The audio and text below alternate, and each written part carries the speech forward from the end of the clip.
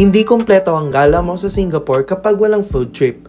So here are some of the foods that we tried in Albert Food Center, a famous hawker spot in Bugis.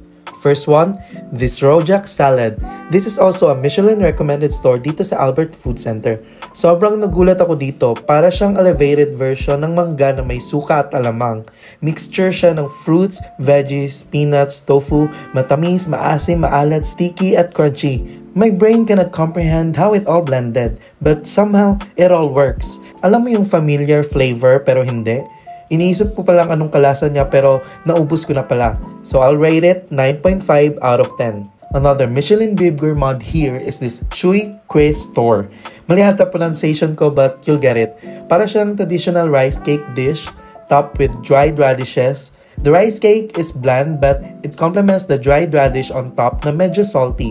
The old lady na nasa kabilang table told us na mas masarap daw siya kapag mainit. For this, I'll rate it 7 out of 10.